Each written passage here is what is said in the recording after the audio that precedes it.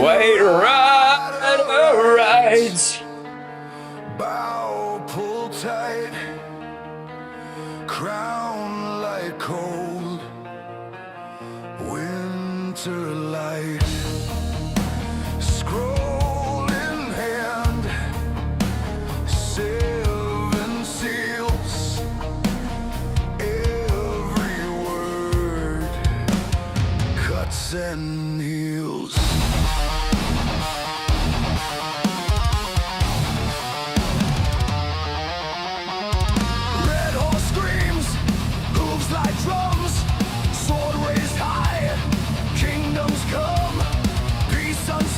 By a single roar, I hear thunder at my door. Wars and rumors of wars, spoken like a curse in the dark. Every headline, every scar is another cracked heart in the ark. Wars and rumors of wars. Hey, echo from the prophets and seers. When the Lamb breaks the seal, all the old world shakes with our fear. Horse ways, bread and bone, steel stilled hard, iron stone, measure grain by a dying sun, silver short for everyone. Check. Pale horse waits. Check one. Tombs unlatched, Hades hangs on a trail. Think we're up and running?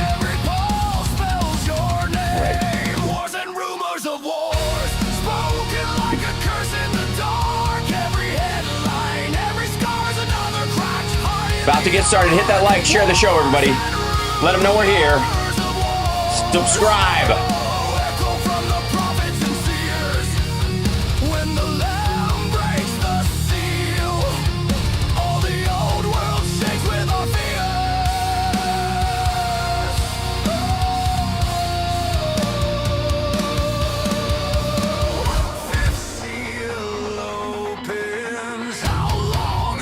Okay, Substack's good. YouTube, Facebook, Instagram's up. Okay, all right, all the hard part's done.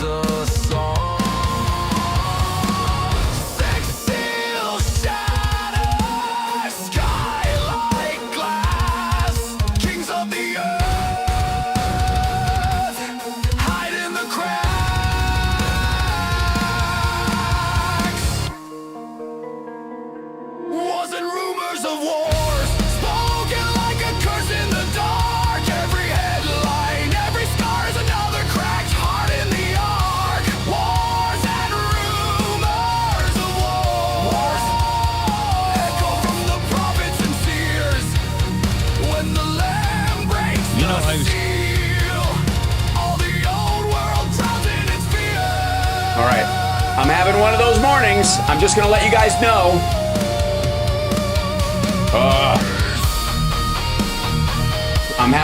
I'm having one of those mornings. I'm having one of those days. I'm having and I know, you know what? I feel like, and welcome chat room. It's Hal Sparks Mornings, Mega Worldwide. Like, subscribe, give a thumbs up, support the show. Venmo is a great way to give me a tip, as it were. Same thing with super chats and bits. And then, of course, patreon.com/HalSparks. I don't hide anything behind a paywall. So the only thing I can give you there is a new comedy show every month. Sorry about last month, but the current unpleasantness as it is. But this month I will be at Flappers a week from Friday. So we will be streaming that to all our Patreons. And there you go. All right, there's my sales pitch in the morning. Now, I needed a hug from you guys this morning. Because shit. You know what? I almost feel like I share something with the rank and file MAGA tree right now, because I'm certain that there's a phrase that these folks have woken up with over the last couple of weeks, especially, but certainly in the last since Easter, where the night before or the day of or the morning of, by the way, this is a picture of Jesus, just so you know, that I'll get to that later, where they've just either, opened their doom scrolling or whatever they're doing, and they stumble across something that Trump puts up. And the first phrase that comes into their mind starts with this and ends with motherfucker. Like, where you're just like, this motherfucker. Like, that's where your brain immediately goes. Like, there's no, let me try and wrap my head around this. Okay. I need a grasp, take a hold, take a beat, yes, this is Dr. Jesus, right? Dr. Steve Jesus for your health.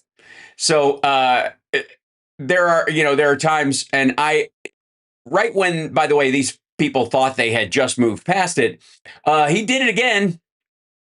Trump posts AI photo with Jesus. That's him. I guess.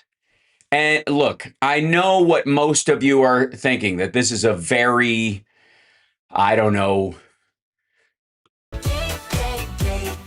loving shot of the two of them together. And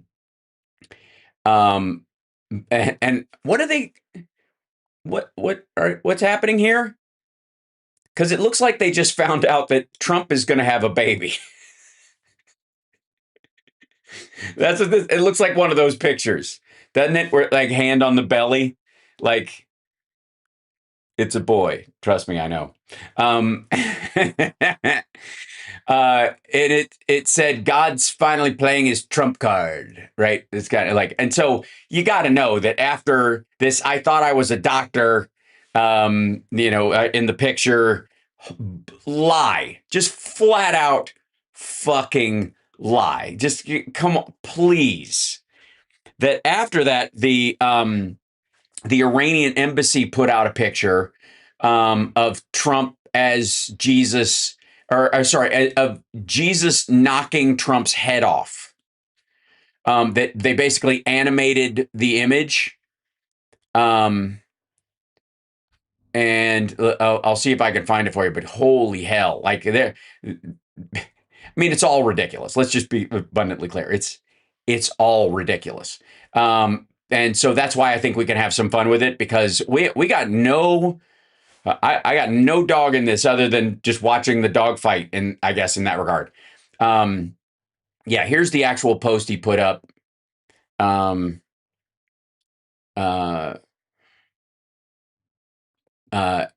The radical left lunatics will not like this, but I think it is quite nice. 3 exclamation points, DJT. I was never a religious man. This is a meme that he reposted. And this is a very big difference. And this does not get him out of the doghouse. I don't know how he thinks it does. But the whole idea was, like, he's just reposting what somebody else posted. So that gives you a sense of, like, I didn't like everything about it, but I liked enough of it to repost it. That's basically your way out, right? But in this particular instance, the picture he posted before, he had just stolen and stripped from somebody else, modified it to make one of the soldiers into a sky demon, and posted it as if it was his. So, like, this does not clean up after any of this shit. Now, let's see if this is in here somewhere. Well, I'll just hold on. I'll grab it without having to scroll past this awful. Also, people are believing apparently they believe Erica Kirk didn't come to that shitty turnout TPUSA event because of security concerns. They're actually trying to make people believe that on the right. That's hilarious. It wasn't because it was like a fifth their normal audience. Okay. Jesus Trump. Yeah, they'll let's see. Yeah, this is the one. Whoops. No, there's several actually. Yeah, this is the one that's kind of fucked up. Let me show you this one. This is they take the picture. This is his actual image. I don't know if you've seen this one, but and again, take this with however you'd like. Your reckoning has come. What is this?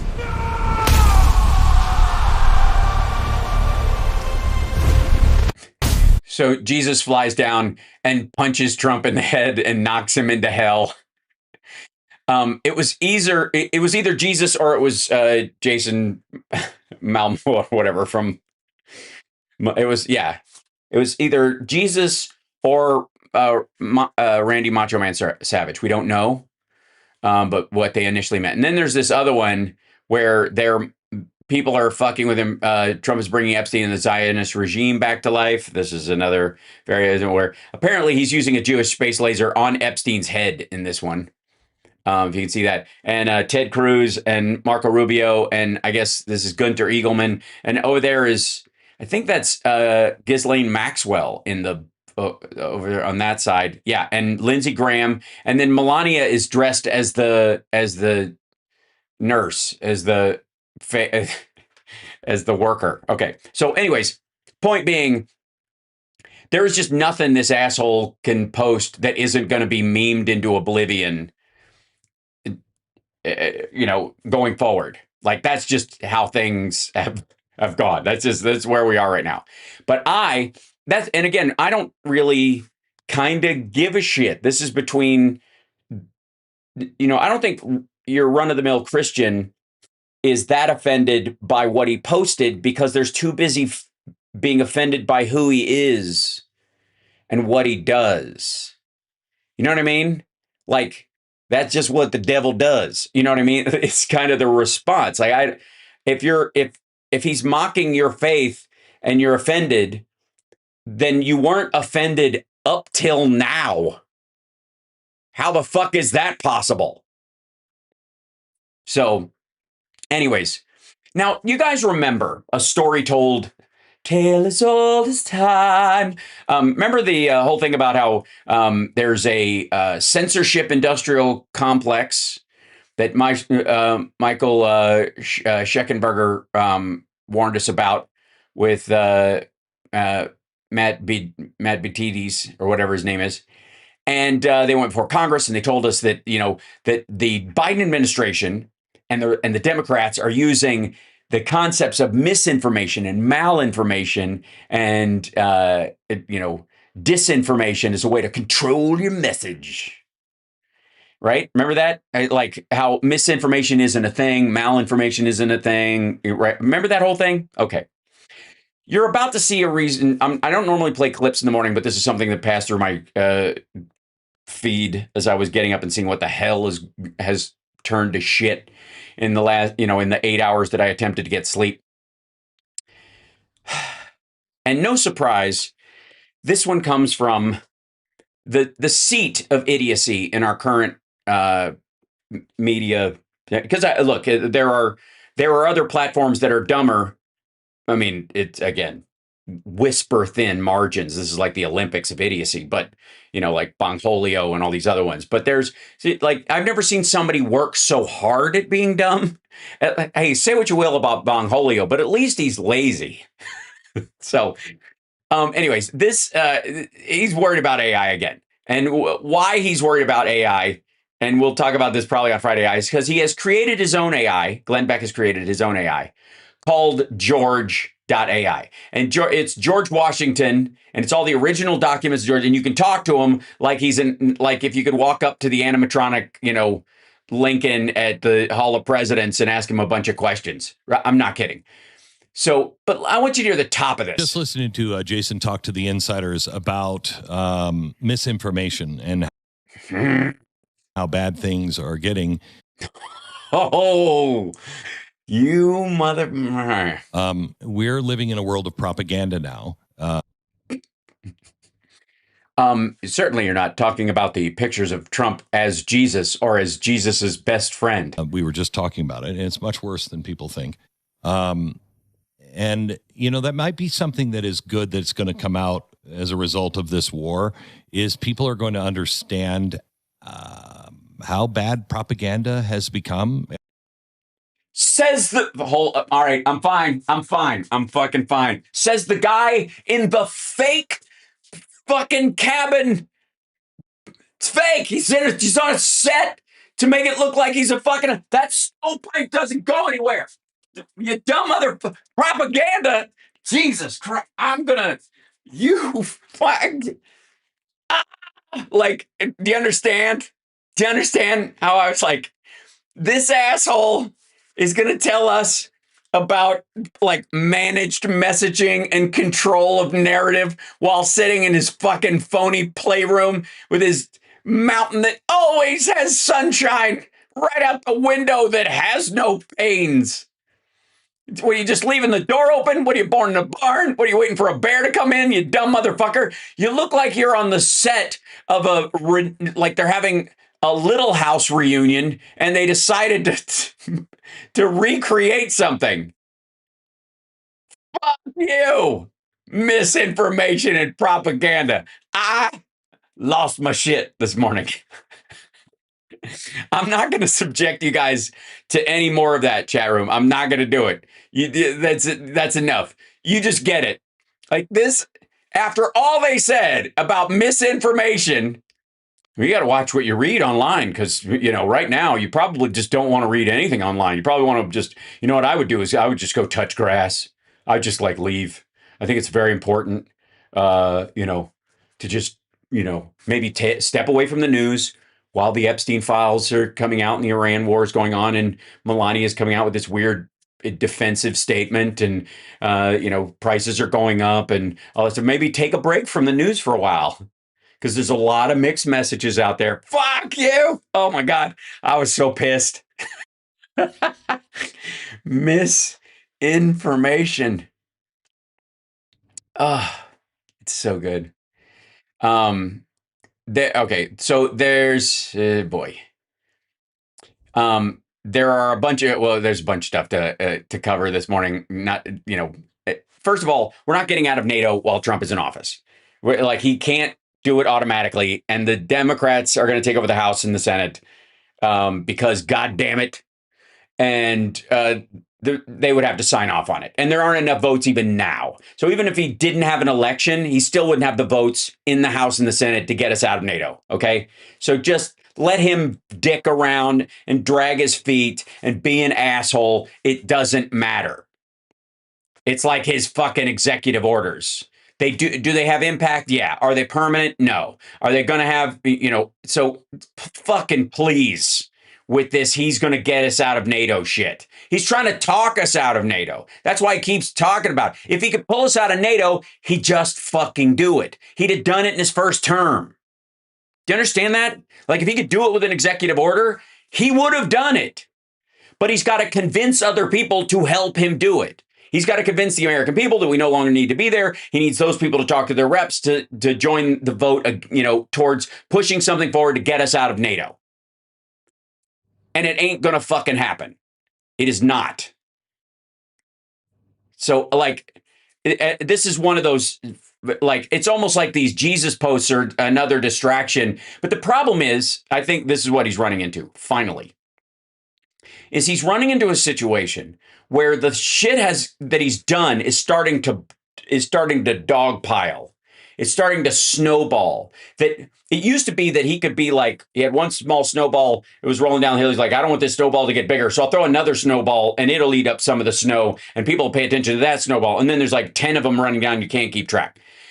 It doesn't matter. They're all sticking together because on our side, we can align all these things. Why he did the Iran war, why he's hiding the Epstein files, why his fucking tariff and tax bullshit doesn't work, why his misunderstanding and mishandling of the economy has one end and only one end, which is to effectively crash things.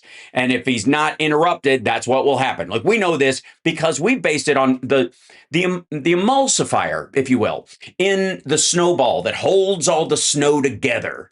On our side is his character as a human being and his history as a man. You know what I mean? Like, I don't have to go, well, that seems weird that guy would do that and that he would also do that and that he would also we're like, of course that guy would do that, and that, right? Like it all sticks together because it's fucking him.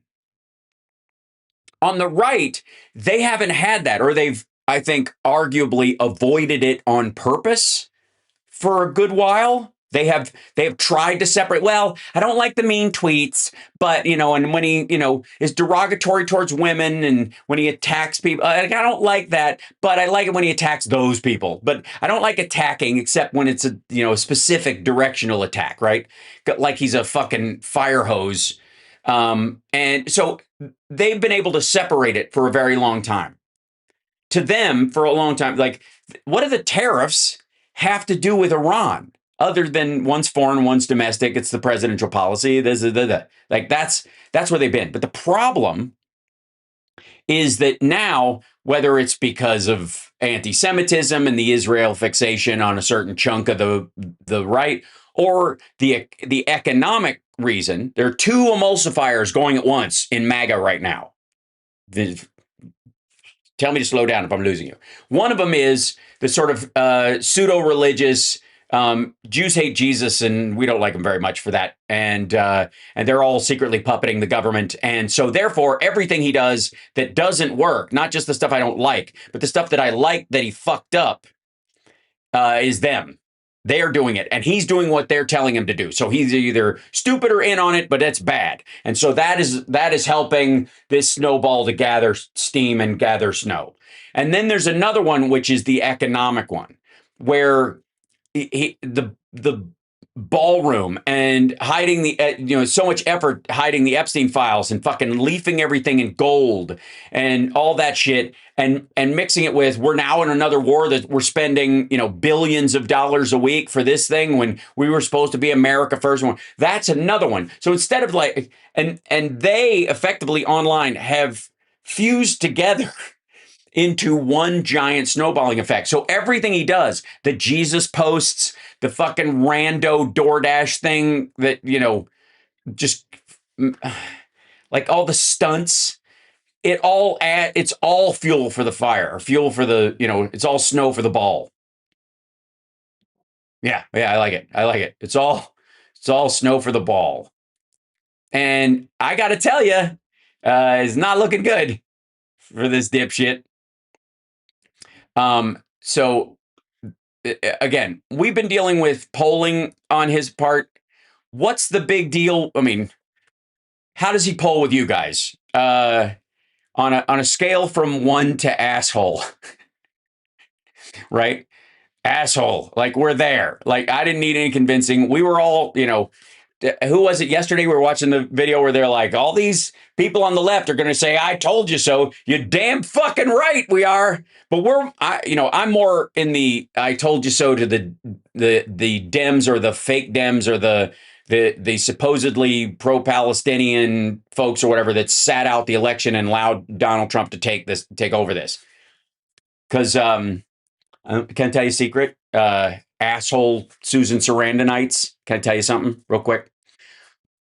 One of the ways you further the goal of choose your poison, genocide or ethnic cleansing in Gaza, one of the ways you do that is you have to undermine the financial support for Hamas that came from Iran. See where I'm going? Like this is also a necessity if your goal is to broom all the Palestinians out of Gaza and have them never have the ability to come back. You need either to decimate Iran and have a regime change and all that stuff, or you at the very least need to set back their military by a decade while it happens. That's got to be a strategic part of the plan. Do you understand that? So anybody who would say, I'm going to build a tower in Gaza with my fucking name on it and show themselves in AI partying on the streets there, knows that to accomplish that goal, they are going to have a regime change war or an obliteration in Iran. Do you understand that these aren't just memes? And I would argue that clearly Trump has been to the hospital a couple of times in the last few months, and not for a checkup. There's something else going on. When he starts talking about whether he's going to make it to heaven and he doesn't think he's going to, and he starts talking about how like handsome and fit these dudes are and stuff, his sensor checks out and he starts going with his natural impulses. That means he's on a hard fade, and he starts posting Jesus-y shit when he feels his mortality creeping up on him, and it scares him. And it's also because he gets reassurance from those around him, like Paula White, that he's going to go to heaven and all that stuff. So they start showing up. They all preyed on him. All right. So let's see. I'm going to see what the current one. Yeah. The one big beautiful bill is 41 points underwater. Let's see. I wanted to bring up the whole, like, do they have the video of it? Maybe not. Anyways, so I'm just going to bring up on some of the polling. Henton, the guy who you're talking about the floor. Federal income taxes are due Wednesday, which will be the first day when the president's tax spending bill kicks in. And told CNN News Central that Americans aren't feeling any benefits from the Republican passed law. It ain't working too good because Trump is paying the piper when it comes to taxes and the American people. Look at this trend. I mean, again, what massive trends we're seeing from term one and term two. Trump's net approval rating at this point on taxes in term one in 2018. Remember, that was the tax cut that was passed just before the tax day back in 2018. Look at this. He was above water at +2, but down he goes, down he goes. Look at this. He's minus 28 points as net approval rating on taxes and 30 points from term one because he was up 2. If there are benefits the American people are liking when it comes to the One Big Beautiful Bill Act, they are not, in fact, giving 2 thumbs up to Donald Trump when it comes to that. He's 58 points underwater with independents on the issue of taxes. And by the way, if you think he's going to clean this up, I want to show you what's trending on Shitter. Where is it? There you go. Where did they go? Okay, they took it. Basically, taxation is theft is trending on Twitter right now, which it isn't, by the way. It just means you're. And if you believe that or whatever, then you're a sovereign citizen, which means you're an illegal and you should be deported to. I don't know where you go. Nowhere, man. Please listen. Let's see. And then Trump says he's going to fire Powell because he's trying to dip the market so that his buddies can buy in. And yeah, a bunch of stupid shit. So that the morning that I had, Phil's going to be joining us at the hour. But like right now, MAGA is in a complete. They've wrapped them up in a fucking knot over this shit. And I don't care. Like I mean, I do care, but it worries me not. I have not felt this relaxed about the state of MAGA media in a long time. Because there's a couple times, full disclosure, where I'm like, this message is getting through. Even sensible people are hearing this and thinking there's a point to it because that's how most the best lies work. Is that they're like 60% truth. And it's that other 40% that kills you, right? You're like, people don't understand this, or they're buying into it, or they're being baited out into a field by a direct lie so that they confront the lie as opposed to dealing with the facts. You end up arguing about whose lie wins instead of actually going, okay, hang on here a second. Let's actually look at what's going on. So this is. And I'll just give you an example. This is a post from Tuckums this morning. The people in charge don't want you to know this. I don't know what the fuck that means. I think the people in charge, he means Jews. Right? Now, who else? Jews or Trump? This is your choice. Like, there is no third choice. There is no third way. This is the third polishing. Islam reveres him as a major prophet and a messenger of the Lord. He believes he performed miracles, states that he will return to earth to defeat the Antichrist. That's why Donald Trump's painting depicting himself as the son of God offended the president of Iran. It was an attack on his religion as well as Christianity. Today's Morning Note newsletter, oh God, he's selling there, covers Masoud Pezeshkian's condemnation of Trump's desecration of Jesus, the Iran war's gutting effects on American housing market, which is what a fucking reach. Colombia's plan to murder Pablo Escobar's hippopotami and more, because he's covering all the big bases. But the lead story is that Iranian president condemns Trump's desecration of Jesus. Now, Jesus never forced a woman to cover her head with cloth in his presence or hide her entire self from the world. Like, again, to quote our dear friend John Fugelsang, he hung around with, you know, like hookers, junkies, and thieves, or whatever, or was that gypsies, tramps, and thieves? I forget. Anyways, but the follow up on that, this is MAGA. This Bridget Gabriel woman posts a ton of shit. Islam hates all disbelievers. Okay, that's non-believers. I guess maybe it's just the disbelievers. Maybe it's they only hate the people who go, what is that? No. If you've never heard of it, if you're just like, yeah, I just don't believe that. There we go.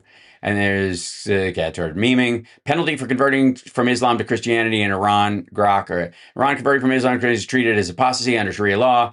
They admit adult males face death penalty if they refuse to repent. Females face life imprisonment. Right. Have you completely lost your mind? What? Right. So they're running through, this is between them. Let me also explain something to the folks that might be watching this from the sidelines. These are not serious engagements by people of faith against other people of faith, or people of keen political insight and deep abiding ethics against other people with keen political insights and deep abiding ethics. They are not. That's not what's happening at all. It's like watching dire wolves fight over a fucking carcass. Their argument both directions is fundamentally meaningless. So but if they do it, oh, nice. John Fugelsang, as a matter of fact, will be with us on Monday. Thanks, Andrea. And just in time. Maybe he'll, I hope by the time Fugelsang gets on, we'll have a flip book of pictures of Trump as Jesus. Which we'll get to make one of those, and wait till Trump releases a picture of himself as Muhammad. We're almost there, right? We're almost there. But so, and then Phil will be on in the afternoon. Then we got Friday Eye on Friday morning as well. Tomorrow we have I've got stage the third episode. I don't know. Summer gets her third chemo treatment tomorrow, so we do that in the morning. And so if tomorrow's afternoon show is a little pushed or whatever, that will be why. Just letting you guys know. She's in for a blood test right now. Because you have to do that. Also, Trump is saying that China this is a great example. Since we started off with the whole propaganda, we're living in a time of propaganda, according to Glenn Beck, where misinformation is a problem. China is very happy that I am permanently opening the Strait of Hormuz. I'm doing it for them also and the world. The situation will never happen again. They have agreed not to send weapons to Iran. That's not true. President Xi will give me a big fat hug when I get there in a few weeks. We're working together smartly and very well. Doesn't that beat fighting? But remember, we are good at fighting. If we have to, far better than anyone else. Suck on that, Jesus. All right, DJT. Well, here's the issue that I have with that. Trump was on Maria Bartiromo's show, or she did an interview with him. And the response, it was back and forth all over the place about whether or not he's, whether or not he is insane, I guess, is where we. All right. The biggest problem is that, he's saying the war is over and all this kind of stuff. He's going to fire Jerome Powell. He goes through this thing about, talking about AI safeguards and should they have them, and he goes, yeah, probably. Well, we'll do that on Friday. I'll deal with that. But let's see, China. His quote about China, which is specifically, sort of addresses his post, has a lot to do. Let's see if he changes this. Right now, you would have Iran with a nuclear weapon. And if they had a nuclear weapon, you would be calling everybody over there, sir, and you don't want to do that. Well, you keep saying was. Is this war over? Oh, that's the war over quote. Hold on one second. Let me find the one where he actually is talking about how China's, here you go. This is, see if you can read into what's the difference. What's the difference, if you will, between what he said in his printed thing, which is China is not sending, has agreed to not send weapons, and this little statement? See if you can spot the difference. You've got a major meeting coming up next month with President Xi. I want to get your take on China and how this shift in oil, particularly because of Iran, particularly because of Venezuela and what you've done, even your comments on Cuba. How does that change the dynamic of this meeting with President Xi? I don't think it does. I mean, he's somebody that needs oil. We don't. He's somebody I get along with very well. He just wrote me a beautiful letter. He wrote you a letter? Yeah, he did. He responded to a letter that I wrote because I had heard that China is giving weapons to, I mean, you're seeing it all over the place, to Iran, that China's Did he giving say he's weapons. giving them? Yeah, and I wrote him a letter asking him not to do that. And he wrote me a letter saying that essentially he's not doing that. Okay. Did you hear that little bit at the end? Doing that. Okay.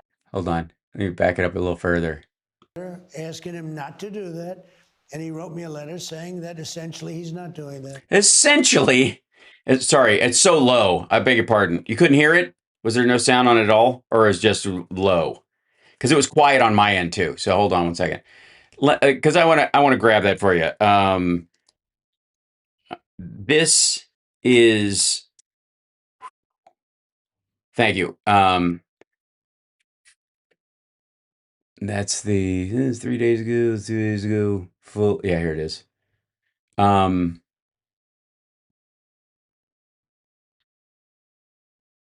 Yeah, everybody's focusing on close to over part in that interview.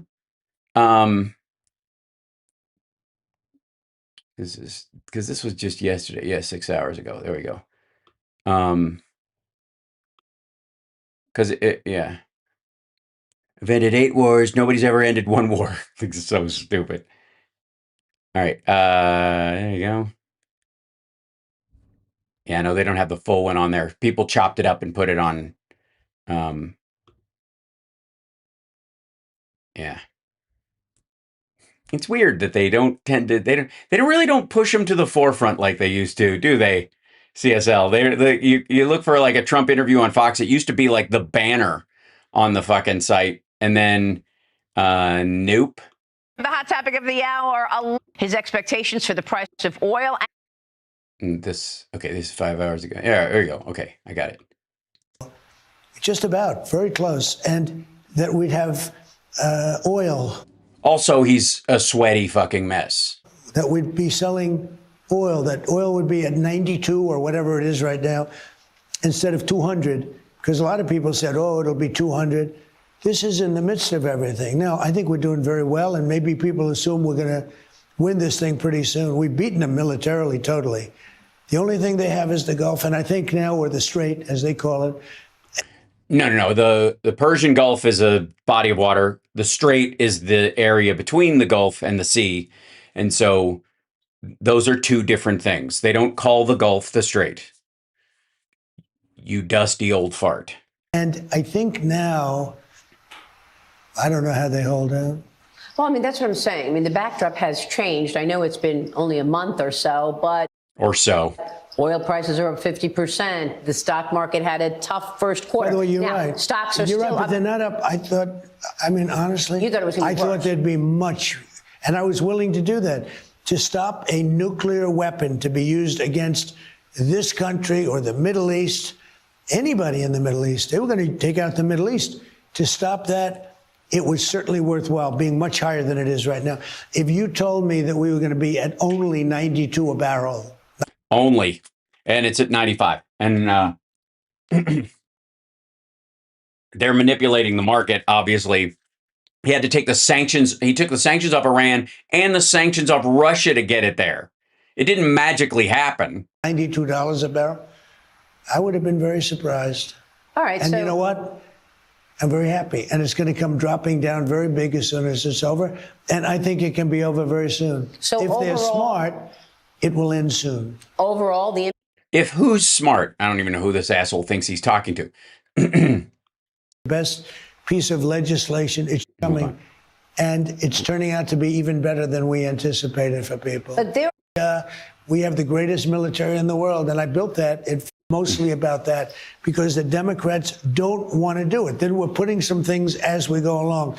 But, you know, you've heard the expression, we want to keep it sort of slim because we want to make sure that I have the safest border in the history of our country.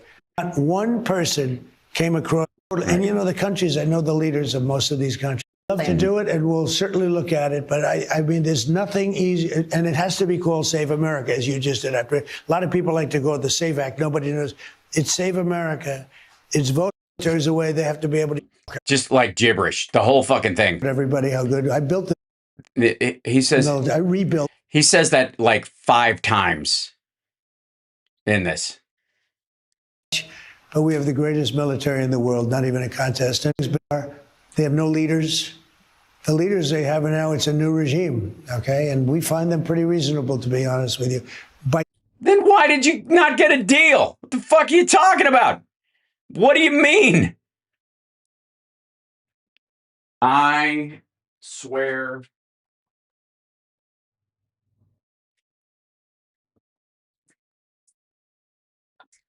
I'm fine. I'm all right. Comparison, pretty reasonable. It really is a new regime. And I think we're doing very well. So we have regime change. Not only have we destroyed their military and their nuclear program, and there's a regime change, why don't we just fucking leave? If it's a new regime, obviously they're going to behave differently than they did in the past. That's what the word new means.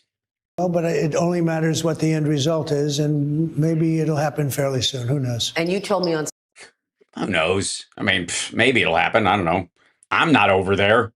Sunday that you think they will ultimately consent and say they're not going to continue building a nuclear weapon. How will you verify? Well, first of all, if they don't, we're not making a deal, okay? So there's no deal. This whole thing is really about no nuclear. They cannot have a nuclear. Yeah, she gets the concept, dipshit. What she's asking you is, how do you fucking know? Weapon.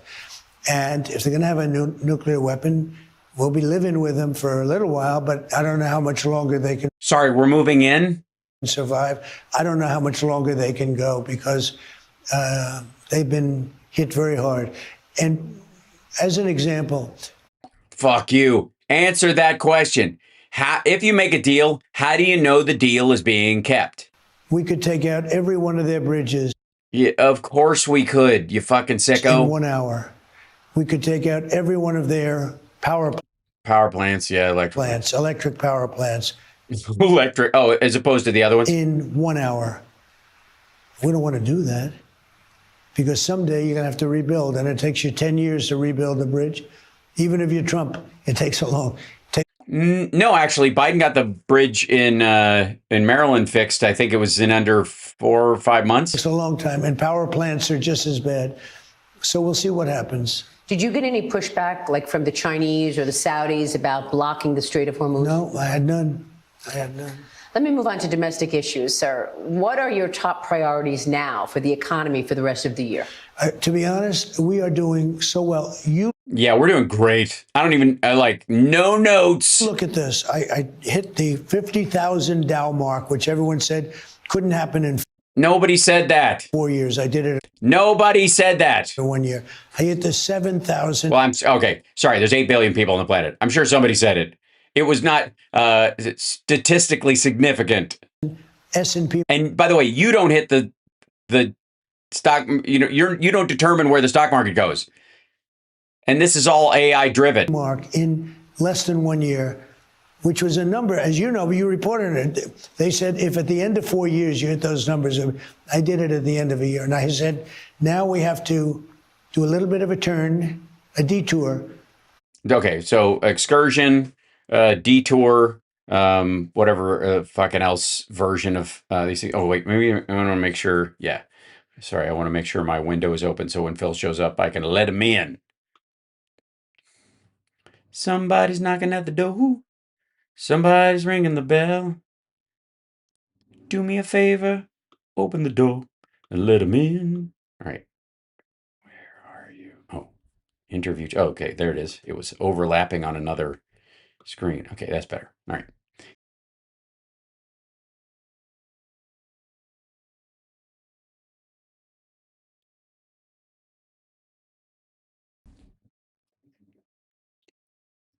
me that in the midst of it, we would have a stock market that's almost as good as 2 months ago, just about, very close, and that we'd have oil, that we'd be selling oil, that oil would be at 92 or whatever it is right now, instead of 200, because a lot of people said, oh, it'll be 200. This is in the midst of everything. Now, I think we're doing very well, and maybe people assume we're going to win this thing pretty soon. We've beaten them militarily, totally. The only thing they have is the Gulf. And by the way, there was never a question that we would. I think now we're the Strait, as they call it. And I think now, I don't know how they hold out. Well, I mean, that's what I'm saying. I mean, the backdrop has changed. I know it's been only a month or so, but oil prices are up 50%. The stock market had a tough first quarter. By the way, you're now, right. Stocks are you're still right, but up. they're not up. I thought, I mean, honestly, You thought it was gonna be I thought worse. there'd be much, and I was willing to do that, to stop a nuclear weapon to be used against Which I thought he did last year. Jesus. this country or the Middle East, anybody in the Middle East. Specifically, They were going to take out the Middle East to stop the whole Middle East, even though they are in the Middle East. that. It was certainly worthwhile being much higher than it is right now. If you told me that we were going to be at only 92 a barrel, Only. $92 a barrel, I would have been very surprised. All right. Yeah. Okay. All right. I just realized what's going on. Don Jr. and Eric and all these guys made a bet on oil going to 200. That's what happened. That's why he's talking like this. They were like, fuck, if dad starts this war, oil's going to be like $200 a barrel. Let's buy a bunch of futures. And just because they fuck up any industry they get involved in, they got leg swept. And you know what? I'm very happy. And it's going to come dropping down very big as soon as it's over. And I think it can be over very soon. So if they're overall- smart, it will end soon. Overall, the impact on the economy, do you expect a hit to growth? Do you expect a spike in inflation? Well, look, Do you know what those words mean? there's a hit because, you know, we go through it for whatever it is, 6 weeks. There's going to be a hit, but it's going to recover, I think, fully. Somehow they misquoted me. I think oil will be down to the levels it was. You know, they said, I expect oil to be high at the midterms. I don't expect that. I think that. What do you think the next question is? What do you expect from the oil? It might be higher by then. And he says it again because he literally says that to her, I think, in this interview. We will be somewhere around He said it in the phone interview he gave where her. we were, maybe even lower. This is going to, when this is over, I think the stock market is going to boom. It's already booming. Again, nobody thought we could be at 50,000 during my 4 terms on the Dow or So he's saying the same 4 things over and over and over again. 7,000 on the S&P. And we hit numbers that nobody thought possible. You've been talking about a reconciliation program with the Republicans. Can you articulate to our audience why a reconciliation That's adorable. package is important and why you want to see it on your desk by June? Because we can't get any Democrat votes. With reconciliation, we can get things passed. The good thing is the great, big, beautiful bill, that was 4 years wrapped into one. Now Well, then what the fuck do you need anything else we're for? doing some additional things. Yeah. You mean you had to secretly undo some of the things in that bill and then secretly try to introduce bills to fix the damage you made? But, you know, the great, big, beautiful bill, I think it's the biggest, the best piece of legislation. It should be called the great, big, beautiful tax cut bill. What a master of branding. Ladies and gentlemen, if you want to learn how to concisely control a message, propaganda style, this is the man you want to talk to. Here's the basic premise. If you want to take notes, I'd highly recommend it. Anytime you have a big, bulky phrase that doesn't quite get the point across and doesn't test well with your audience, don't rework it. Just tack on 2 more words. That's called the 2-word thing that you do. Because you have no tax on tips, and look how that's working out. No tax on Social Security, no tax on overtime. We have people, and you see it. I see it on your show. Watch your show. Your show's great. We have people that are making $5,000, $6,000, $7,000, $8,000. They had no idea it was coming. And it's turning out to be even better than we anticipated for people. But there are rules around reconciliation that it requires deficit reduction, right? How will you ensure that you've got a decrease in spending? That's hilarious. But we have to go by the rules, and we're going for those rules. And if we didn't go by the rules, we couldn't even put it in. We wouldn't be able to submit it. And nobody believes that more than me. It sounds like I know that. Of course, I know that. I don't know. Why would I know that? Of course, why would it's? I mean, it's something you said, not something that I said. I mean, honestly. The one thing I really felt strongly about was the military. We built this great military that we have right now, and everybody acknowledges it, whether it's China or Russia. We have the greatest military in the world, and I built that in 4 years. Fuck me, man. This is bad. This is just fucking blather. Like it's like there's an LP playing, somebody's just flicking the fucking needle. Like I was needle dropping earlier to find one place in it, and it didn't help it to let it play. It doesn't sound like more cohesive and My first term, it's a great, including adding Space Force. You know, a lot of the things that you see that work so well is because of Space Force. It was a great thing that we added when we. What? A lot of the things that work so well? Fuck are you talking about? So what can you put in the reconciliation? No. That's not the question. What things? What are you talking about? Do you mean we have lenses on our phone because of NASA, you weirdo? Is that what he thinks? Bill. Space exploration. Like, oh God. Other than funding. Or they were able to shoot missiles down fucking stovepipes. Customs and Border Patrol and ICE. Anything else? Well, we're doing mostly that. This is mostly about that because the Democrats don't want to do it. Then we're putting some things as we go along. But, you know, you've heard the expression. Sorry, they were putting some things as we go along. Yeah, like body cams and accountability and making them, you know, in the same order as every other police officer in the country. We want to keep it sort of slim because we want to make sure that I have the safest border in the history of our country. Nobody came in. I'm not even sure I can believe that. But the Democrats. Yeah, it's not true. Do the numbers. No, they don't. It's really, you know, By the way, he thinks anybody who has a government job is a Democrat. For real. That's why they think it's the deep state.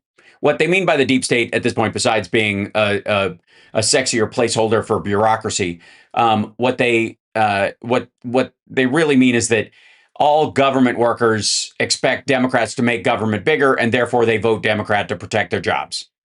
So everybody who works in the government in a bureaucratic capacity, doing whatever they do, is always a Democrat to him. Just so you know, just decoding. Agency that does that is they tend to be on the Democrat side, to put it mildly. In the last 9 months, not one person. Same 9 months over and over again. Came across the border illegally. Now compare that to 25 million people coming across by Sleepy Joe. Are the 25 million people in the room with us now? I was there. I went to the border 6 times. I saw it. I understand what you're saying. They came in by the millions, hundreds of thousands. No, they didn't. When she was down there, they were on the other side of the border lined up to be processed and attempt to get asylum. They were mostly turned away. Thousands a week, just pouring it, totally unchecked. And you know, the countries, I know the leaders of most of these countries, they're very smart. They're street smart. Some are highly educated, but they're very street smart. They don't send their good people to us when they do a caravan. No, like he's playing the hits. Some people are very nice people. They send murderers, they send rapists. And we've got too many of those. We got one for president right now. 30,000 people in a caravan. You don't have their good. You have people that, frankly, even if they're not criminals per se, they don't want to work, or they want welfare, or Wow. So they're sending asylum seeking people from insane asylums, and they're sending murderers and rapists and all that kind of stuff. That's not enough. That's not priming the pump like it used to with the maggots. The maggots aren't buying it. And so they're like, yeah, even the nice people are here because they're lazy and want to take your tax dollars. That's where he's going. That's because he's always got to be fucking flooding the fucking engine. Sent all these people to our country. What the Democrats have done to us should never be forgotten. Can you put the Save America Act in the reconciliation I'd love plan? to do it, and we'll certainly look at it. But I mean, there's nothing. No, because it costs money, and it doesn't lower the deficit, and you don't have a compensating cost cutting. And it has to be called Save America, as you just did. A lot of people like to call it the Save Act. Nobody knows. It's Save America. It's voter ID. It's you have to be a citizen to vote. You have to be a citizen to vote is in the Constitution. Citizenship. Ideally, mail-in voting, you knock the hell out of it. Can you make it a budgetary it's item? good. It's good for the military. You know, the military's away. They have to be able to use it, etc. Somebody that's sick, somebody that's away, you can't. And you do mail-in voting. But mail-in voting cut back so that it's fair. It's tax day. What do you want to make sure people understand about the changes that you put in the tax code in the big, beautiful bill? Dear Lord. Hold on a second. I'm going to make sure that I'm not missing. Nope. Okay. Just waiting for Phil. I usually hear the ring. So. And how significant are these refunds that people are getting? Okay, well, the refunds are really significant, and it makes it less complicated to do your tax return, much less complicated. But the people, I mean, I think you're seeing this. You're reporting. Everybody's reporting. Because now it's gone into effect. And people are getting refunds of $5,000, $8,000, $11,000 that they had no idea they were getting. It's turned out to be better, as good or better than I said it would be. Is that going to be enough to offset the increase in gasoline prices? Nope. It will be, because gasoline's coming down very soon and very big. So you think gas prices will be lower before the midterm elections? I think they'll be much lower before midterm, much lower, yes. Okay. Now, you've suggested... I mean, that's on the assumption that we stop a country that cannot have a nuclear weapon from... If you give Iran a nuclear weapon... Between now and the midterms? You want to see bad stock markets? You won't have a country. The world will be blown up. You can't do it. You cannot... Oh, gotcha. Okay, 1 second. Phil, is this set on the wrong one? Maybe. Oh, I see. That's why. Hold on. He's on this guy. Hold on. I think. Let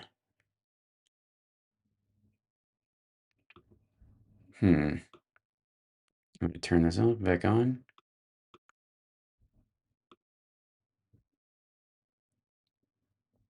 I don't know which link he has. Try this again. I'm going to send you the link so you can update it. I don't know which one he has. So hopefully he can call into that one. That's the one I'm set on right now. So fingers crossed. Not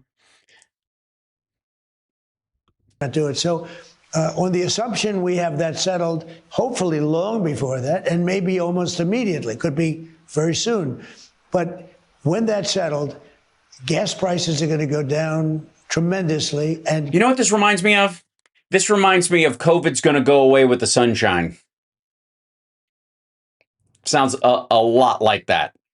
You remember that whole thing? Like it's snot on a banister. It'll dry up and blow away. Gasoline, gas prices, cost per barrel, fill up your car, per gallon, any way you look at it. Yeah, if you want to fill it up by the pint, so let's say you're Irish and you want to give up a bit of the good stuff to your... Numbers are going to go down. Electricity is going to go down. You know, it fuels sort of everything, not just cars. It fuels the economy. If you get that down, one of the reasons I was so successful my first term is he wasn't. I was able to keep gasoline prices down. I was able to keep energy down. Now... How? How do you think you had anything to do with that? Look, if I decided not to go into Iran, which... They would have a nuclear weapon right now, and you'd be calling everybody there, sir. A terrible thing. For 47 years, no president had the guts to do it, and they should have done it. And I know at least one, and I think all of them that are living, are sitting back watching this and say, we should have done it. What? You think George W. Bush, like, hey, while we're in Iraq and Afghanistan, why not crack open Iran at the same time? That's what he means. This should have been done long before me. It would have been much easier to do. This should have been done long before me. Mr. President, let me What ask you. Obama did with that Iran nuclear deal, that was the worst deal ever made. That gave them a Then why are you seeking basically the same terms? path to a nuclear weapon, a short-term path to a nuclear weapon. I terminated it. It was the greatest thing I did. They would have had a nuclear weapon 4 years ago. Then we hit them with the B-2 bombers 8 months ago. They would have had a nuclear weapon within 1 month, maybe 2 weeks. And they would have used it on Israel and the Middle East. Okay, so now do now. And they would have used it on us too. And not just Israel, by the way. Qatar, Saudi Arabia, UAE, countries that were shocked when they got hit. You know, these countries were not expected to be hit. By you? God. Oh, there he is. Look at that. Perfect timing. We worked it out. Oh, that's amazing. And look where he is. That's so great. Yep. Hold on. I'm excited. Hold on. Let me bring you in real quick. I got to tell you, man, this warms my heart to see you back in the studio at On the Edge. It was Lights. not easy. No, lights are on. Everything's working. Yep. Got my nice pro camera. Yep, looking good. Got the sign back on. The lights are on. Place reeks of petrol, but that's because we have a generator in here. We store it in here. You're so industrial. It's like the steampunk version of On the Edge. But yeah, we're touch wood. We're almost back to normal. We just filmed this week's episode. Awesome. Not 40 minutes ago we finished. So it's a wonderful Ukrainian journalist and kind of a former diplomat, Natalia Lutsenko. She does an English language program based here in Kiev, and gets some great guests and is 100% worth watching.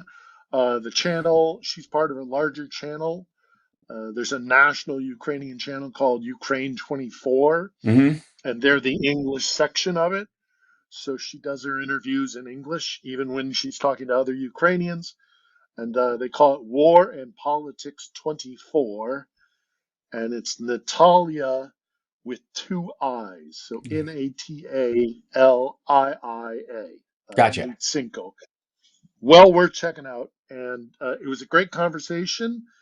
And we'll load it up, and I'll get it in the Dropbox to my editor. He'll clean it up, and we'll add graphics and inserts and things like that. And we'll be back off and running, hopefully. That's great. I feel, I don't want to get too out over my skis of being hopeful. I'm kidding. I love being hopeful. I hear you. Yeah, but between your lights coming back on and Orban taking a thrumping, and obviously, there's just a report that Democrats have raised more midterm related cash than they have in years, almost a decade. So looking good in that regard. But overall, like that is a huge twist. And now apparently the Kremlin is distancing themselves from Orban. And basically I think it's just because they don't want to be seen as, co-losers, I guess. But let me see if I can drag this down so you can see it. Yeah. Kremlin wait, you got to be able to see it. We were never friends. Sure. Kremlin plays down loss of ally following Orban's election defeat. Loss of closest European ally will force Kremlin to consider whether non-autocratic states can ever be reliable partners. For now, we can note with satisfaction, as far as we understand this, Magyar's willingness to engage in pragmatic dialogue. In this instance, there is mutual willingness on our part, and we will then proceed to take our cue from specific steps taken by the new Hungarian government. A day earlier, they did not congratulate him, and then their response was, Hungary made its choice. We respect their choice. That was Peskov. Yeah, sure. We were never friends with Orban, said Peskov, was the line that stood out. And yeah, super good. Well, we know they interfered, or they at least tried to interfere with their election. Fucking Vance did. Jesus Christ. Oh, yeah. Our guys did.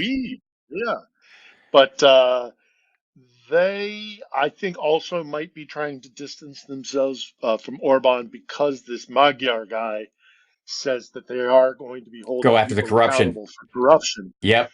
And Orban's primary source of corruption, I'm confident in saying, came from the Kremlin. Mm-hmm. So of course the Kremlin's not going to be like, oh, I don't know anything about anything. We weren't slipping him bucks. We weren't, right. we weren't funneling cash to him at all. No, not at all. Um, and I think and the other thing that I No. find encouraging about it is that Magyar, I have I have some reservations just because he's from the same party Mm-hmm. Sure. as Orban and sounds pretty. People are trying to paint him as center right. I'm not really sure in a European context that's right. I think he's not center right. I think he's right. Mm-hmm. However, the one thing that Comparatively, we also it's comparatively to that Orban, Overton window situation, right? well, and also apparently in the campaign, one of the big issues of the campaign was Orban's acquiescence to Moscow and his patronage by Putin, Mm-hmm. and the fact that what Putin really wanted Orban for more than anything else was to be a spoiler in the European Union. Mm-hmm. And the Hungarians started to come around to this realization that if we keep doing what Putin says by way of his proxy Orban, we're probably going to get kicked out of the EU, Mm-hmm. or at least have our participation in the EU severely limited, and we don't want that. Mm-hmm. We don't want that. Not only do we hate the Russians, there's a long-standing hatred of the Russians in Hungary, but secondly, we want to participate in the European Union, and if Mm-hmm. the Kremlin is using Urban as a spoiler within the EU, and the EU knows it, and they start. I mean, the EU, Brussels threatened to take away Hungary's vote, Right. so they would only be there in a pro forma way. They would only be there to be able to make speeches and to kind of be but they couldn't vote. That was the threat that Brussels was making if Orban didn't stop interfering with primarily aid to Ukraine. So all of that being said, I take that as another aside from getting rid of Orban, who was a jerk. Um, uh, we should be heartened by the fact that part of the reason why they got rid of Orban was to break ties with Moscow, and Mm-hmm. that means that we're going to have a lot more cooperative Hungary in the European Union, Yeah. and probably a lot more aid will start to flow, even if it's just financial, to Ukraine.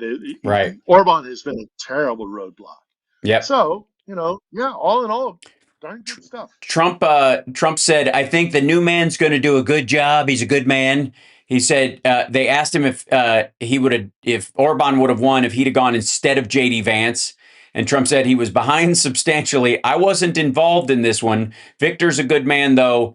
And also, you sent the vice president of the United States over to help campaign for the fucking guy. You sent him to do that. So yeah, you were. You just lost, and that's again not. Yeah, I mean He's on that's the quite the cherry on run. the top of. Yeah, he's Yeah, on that's quite the the run right cherry on the now. top. Yeah, Yeah, is the fact that he sent over JD, and JD apparently not only didn't help, he probably may have hurt him, right. Yeah. which Well, is hysterical. sorry, you don't believe in the Riz?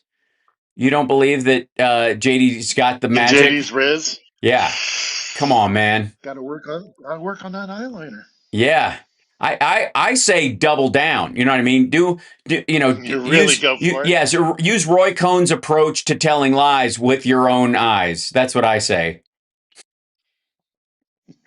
This is yeah. So now let's just catch up with how are you doing and over there? What's new in Ukraine from your perspective and where you've been and what Actually, I haven't really looked at the news today because we've been filming? well, the state of the studio was in a lot of disrepair, so we had to do a lot of work to get things up and running. Sure. And even now, we're still kind of limping along. Mm-hmm. Things aren't back to 100 yet. 100% yet. So we were working on that pretty much, a good chunk of the day, Right. and then there was some other stuff going on. And right now we're under air raid alert. Mm-hmm. Apparently, potentially a very serious one.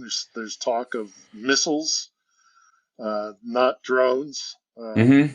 So that always makes us nervous. But the Ukrainians continue to make advances along the southeast front. They continue to hit deep into Russia. Mm-hmm. Um, Yeah, they just struck we'll see.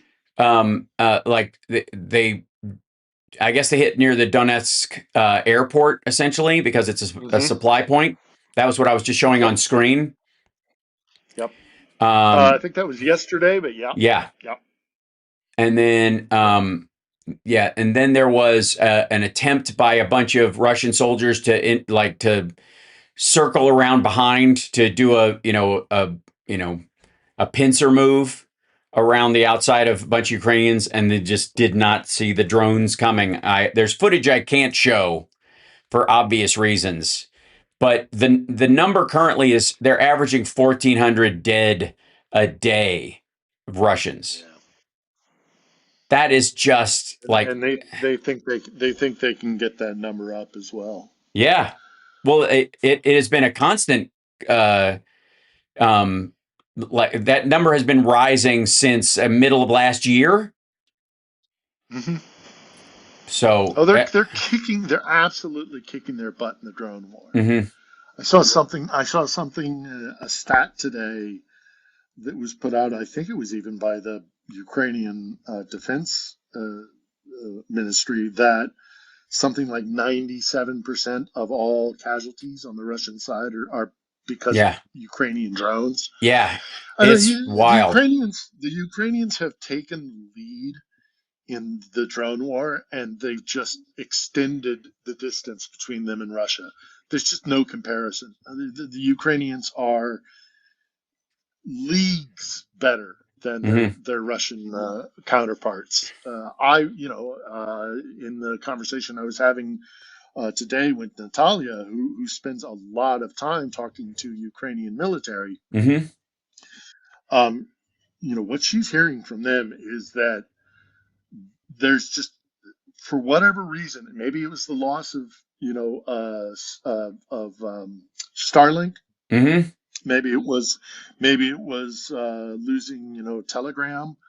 Whatever it has been, the Ukrainians who are on the front line on Hmm. drone units are saying we're just it's almost embarrassing how much we're kicking their ass. Yeah, well, this is, So for example, by comparison, this is a Russian Shahed drone on the top of a Shahed and landing on somebody's shed.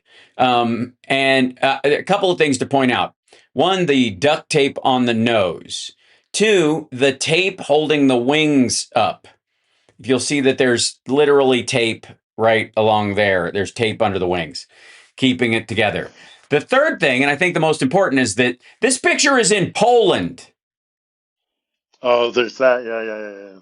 This isn't even like there. This thing fucking flew all the way to Poland, and luckily didn't kill anybody, but landed on this fucking farmer's shed.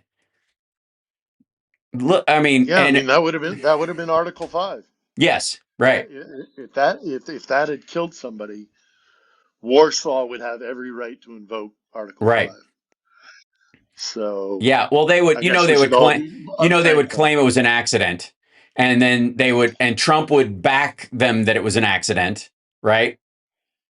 Yeah. He would cover their ass, right?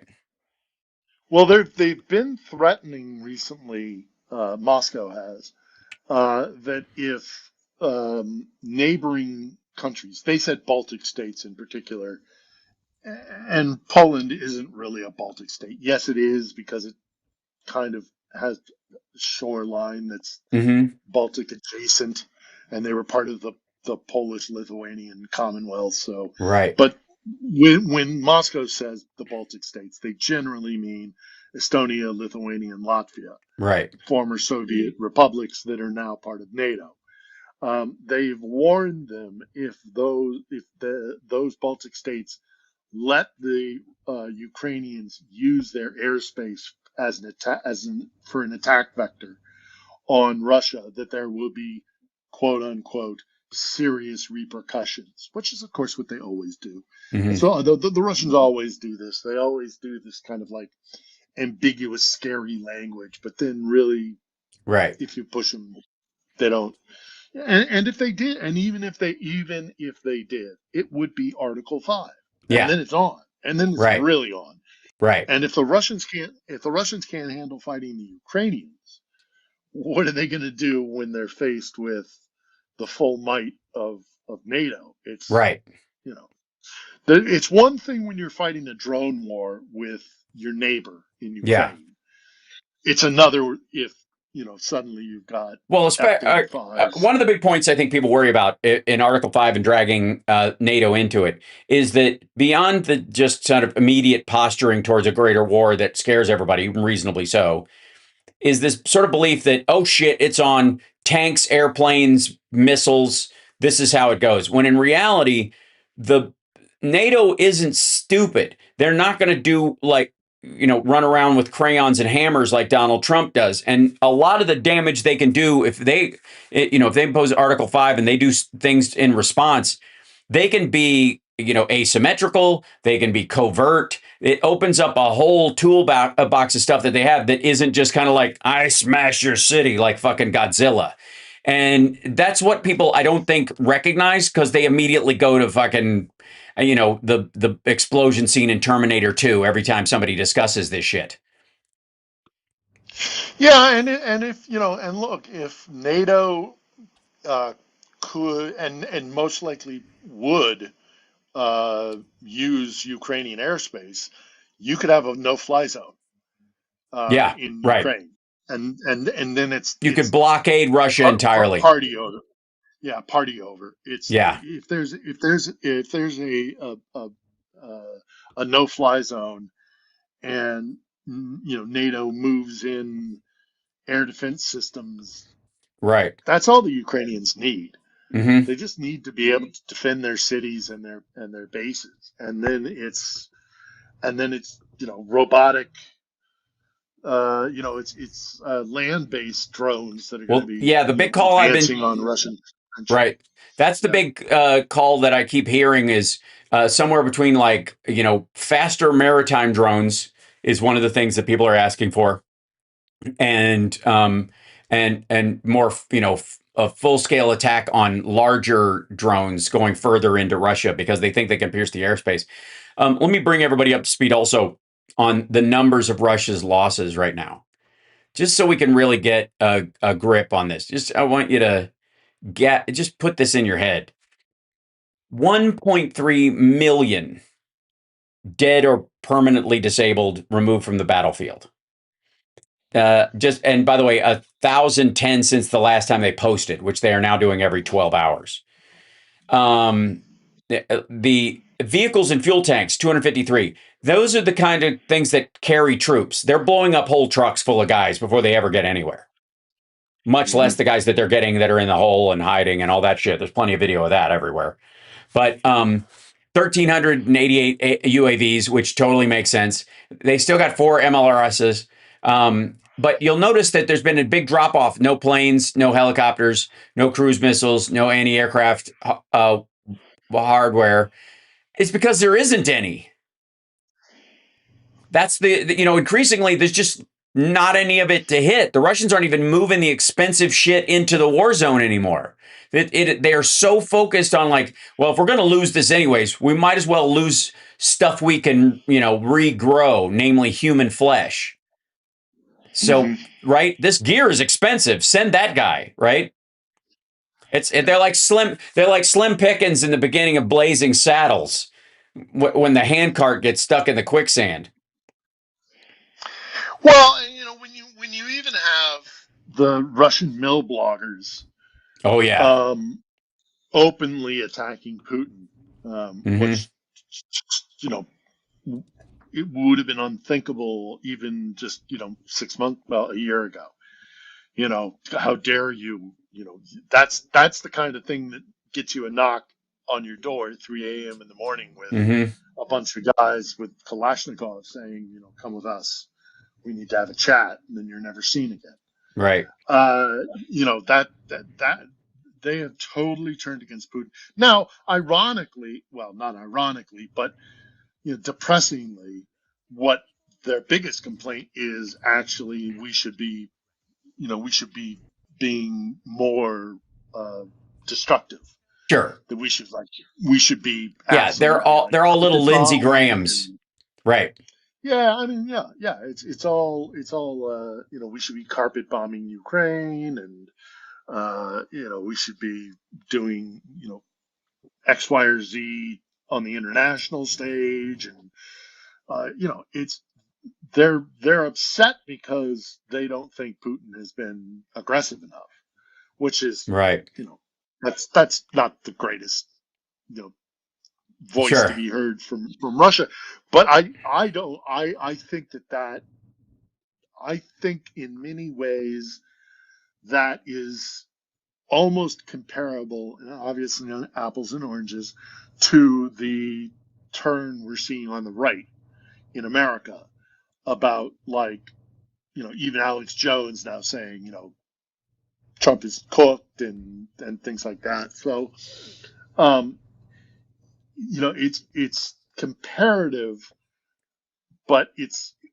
not the same because again, nobody's going to put Alex Jones Right. in a pine box in the middle of a forest. Yeah. You know, if they would have done it a long time ago. Yeah, So, exactly. you know, it's the So point that he you so always he make. clearly works It's for the evil Illuminati lizard yeah. people overlords.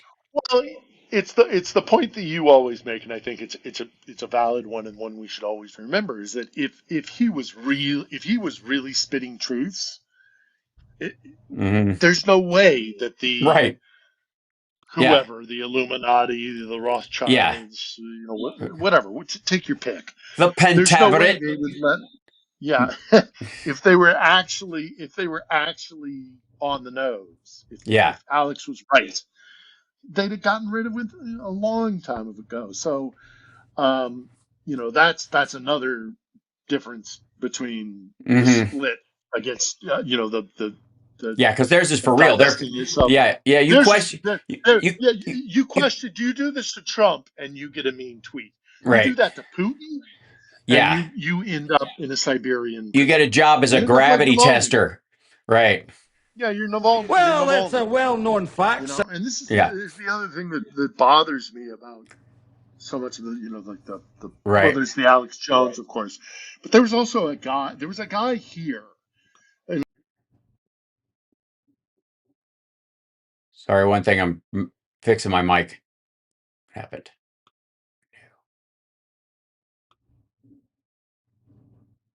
Mm. or black pilled, even whatever, you know, he was just like, Hmm. oh, America bad, down with the evil, it's all America's fault. Right. You know, America, Soros is funding Zelensky, and Yeah. Yeah. they're all Nazis and all this kind of stuff. Right. And he was saying it for the better part of like 2 years until eventually they they he doxed a bunch of a bunch of foreign fighters that had come to Hmm. Ukraine. He told, you know, like, this guy from Belgium, this guy from Germany, and it was like, well, if the Russians want to, now all they have to do is go find this guy's family. So the Ukrainians were like, no, Hmm. step too far. They threw him in prison. He got out on probation, and then he tried to sneak into, I think it was I think it was Romania, but it could have been Poland. But Hmm. regardless, the idiot gets on Twitter or Twitch or whatever the heck and Right. says, "I'm about to illegally break my probation Right. and sneak through the border." And they're like, "Dude, you just publicly said Say it this. afterwards. If you'd shut up, we Right. probably would have let you go because all you are is a nuisance for us." You Hmm. know, and so all these guys who are also kind of like sucking at the teat of Putin were Right. like, oh, look, Ukraine is a despotic, evil, totalitarian country that murders prisoners. Well, no, the guy was like, 100+ pounds overweight, and a chain smoker, Right. and by the looks of him, a heavy drinker, and all the Mm-hmm. rest of it. And they threw him in. They threw him into prison. He had a heart attack and he died. Right. And now he's the center of a conspiracy. And the point I make when I hear these guys who bring up this guy's name and they're like, well, you see, the Ukrainians are just as bad. I'm like, dude, they did everything they possibly could to not throw this guy in prison because he was an American citizen and they were desperate for American help. Do you Right. really think they would have risked American assistance by stomping on this loudmouth bug? Mm-hmm. So when you talk about the Alex Joneses, when you talk about these conspiracy theorists, when you talk about all these guys who swallow whole cloth, what the Kremlin puts out, you just got to realize that a lot of this is clear Yeah. information warfare, and it's again. I had this wonderful conversation. I'm really excited that we're back on the air, and I'm Yeah. really excited to put this episode out. And especially not only because we're back and it feels good to be back and being productive again, and we're gonna step up our game. But also I get to talk to people like Natalia, and she was, not to, I'll give you a minor spoiler, but watch the episode this Sunday, 8 p.m. Kiev time, which I think is 10 a.m. Pacific. Mm-hmm. Just a minor spoiler is that, like she said, if there's one thing that I could tell the West is don't fall for the Kremlin's BS. Don't fall for if you get the codex and you Right. spend enough time studying how the Kremlin and the internet research group and Yeah. all these guys, that all the hackers and the guys that get on social media and they manipulate and post lies or half truths or Mm-hmm. whatever. If you get their codex, eventually you start to see it. You can spot it. It's the whiff of sulfur in the air. You don't know exactly Right. what's wrong with this thing, but there's definitely Russian disinformation in there. I mean, like the whole thing with having like the Tulsi Gabbards of the world actually in the White House. Right. Um, Well, again, I that think that in the her guy case, the guys that had that the scariest thing in about her Tulsi, case, yeah, the scariest thing yeah, about Tulsi Gabbard is not her control over the levers of power, because I don't think Trump gives those to any women. Even Susie Wiles, who has more power than he will admit, is largely just the gatekeeper for his office. Why the power he thinks she has is limited to just keeping annoying people away from having then bothering him, that kind of thing. But in the case of Tulsi Gabbard, my concern with her is about her as a conduit of information to Russia. That she's she's the back channel to Russia, and Trump's desire for plausible deniability has really made it so that she can say whatever the fuck she wants, and there won't be a record of it because Trump doesn't want there to be a record of it for the stuff that he once said, and God knows whatever else she's fucking saying. It's messed yeah. up. I mean, I'm forgetting the specifics of it, but you remember about 2 months ago, maybe a little longer, maybe I forget exactly when, but it was after the new year because I'd already returned to Ukraine. That there was a story about a foreign information service that fed information to America to see if it would get into the Kremlin, and it did. It did. Yeah, They didn't tell anybody else. They told America, and that's they right. told and they followed it, and it found its way into the Kremlin. I mean, we are not a reliable partner. Mm-hmm.